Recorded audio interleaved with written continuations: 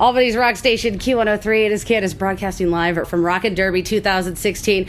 Right now, it is my pleasure to be joined by a couple guys from Sixx AM. James Michael, DJ Ashba. How you guys doing today? Really good. How are you doing? Very good.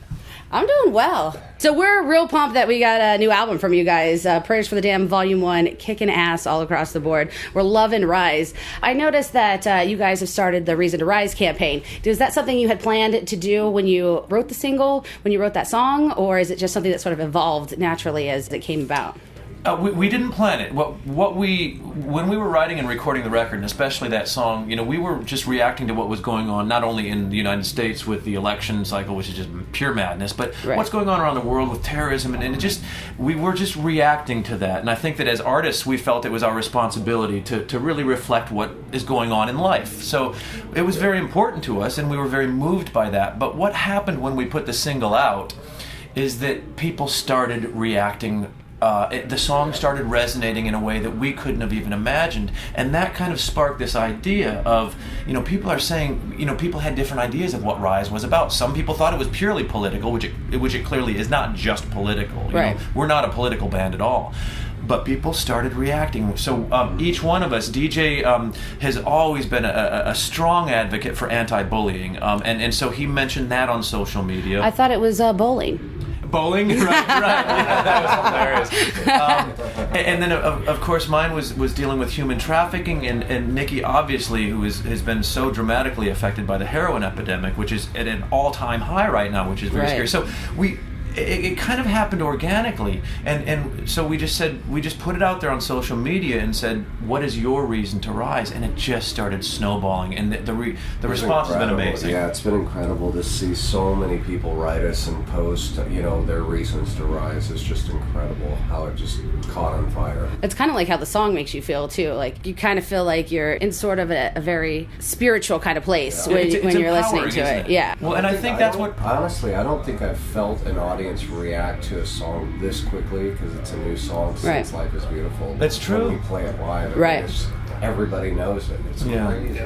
It's really cool. So we're approaching the 10-year anniversary of the Heroin Diaries. Isn't that crazy? Is there anything special that might be coming with that milestone? Obviously, next year will mark the 10-year anniversary of the Heroin Diaries soundtrack, and that's such a special record for us, and it's a very special anniversary. So we've been talking about some different things that we would like to do to celebrate that. But of course, right now our focus is so much on Volume 1, Prayers for the Damned, and these tours that we're doing. So we really see ourselves, and of course we have Volume 2 coming out later in the year. So we're hyper focused on where Sixx AM is now. But part of that hyper focus is, of course, you have to go back and look at where we came from. So this whole year has been a celebration already for us. In answer to your question, yes, we will be planning some special things surrounding the anniversary. It may not happen right at the anniversary, but there is going to be a real celebration of the Heroin Diaries soundtrack. So do we have an exact date for Volume 2 as of yet? We're looking at November. November. Exact date yet, but hopefully it's the 10th on my birthday. We'll see.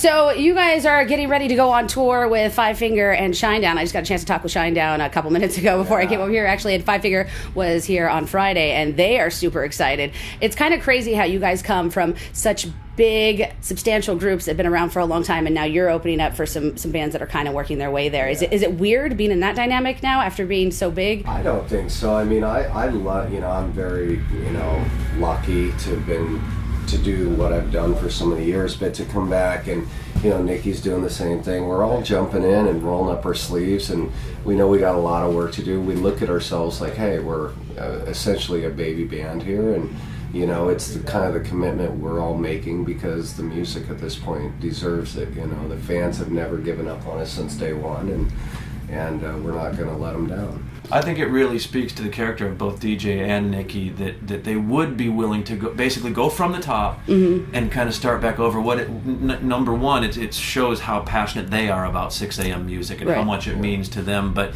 to go from basically flying in private jets around the world and playing to 80,000 people to piling on a bus with an entire band and crew, and it's.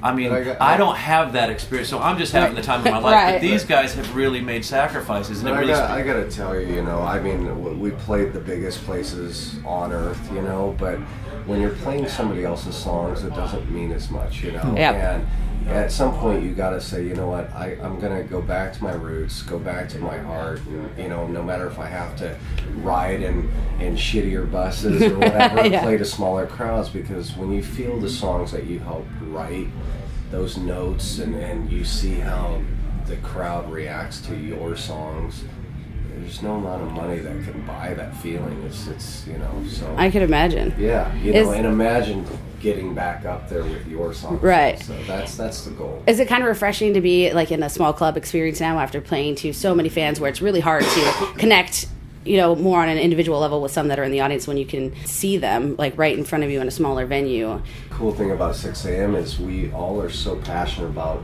playing our songs in front of any, you know, it doesn't matter the size, you know, we'll go out and do these things called hit and runs where, you know, we'll play a show and after we'll tweet it out from stage and run outside and play by the buses, a couple acoustic songs for fans, you know, and we're not... Yesterday's a perfect example of that. We played for about 40,000 people at the festival.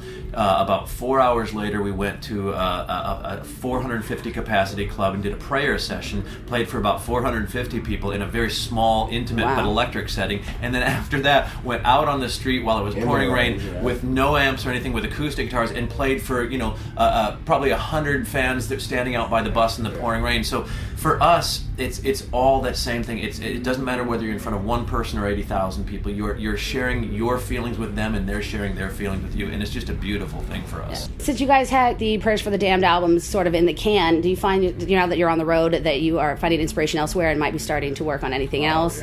Oh yeah. Every time we step on stage, we find our inspiration. You know, actually the inspiration for Prayers for the Damned came from doing 19 shows live, you know, as a band, touring, you know, as this exact band. We pulled this band into the studio and James captured us all live, you know, and captured that magic that we felt on stage. And also, what we've been finding, and this has always been the case, but playing at these festivals with all these other amazing bands, you know, you go out and, you know, we're friends with all those guys. You go out and you support them, you stand side stage, and you see what they're doing, and you think, we must try something like that the next time we go into the studio. So there's it's not like you're lifting ideas. You're all kind of sharing inspiration. So we're very inspired by the other bands on these tours too. And you're studying everything, what's working, what's not. Even your own songs, you're learning as you go. Wow, that beat, that riff or whatever, this is really going over. That's not going over so well. Let's not write another song like that again. But, you know, you learn a lot. Awesome. Thank you guys so much for sitting down and talking with us. Really excited for Prayers for the Damned Volume 2, and of course anything you guys might throw our way in the near future. Thank you so much. Thank you. Thanks. Thank you.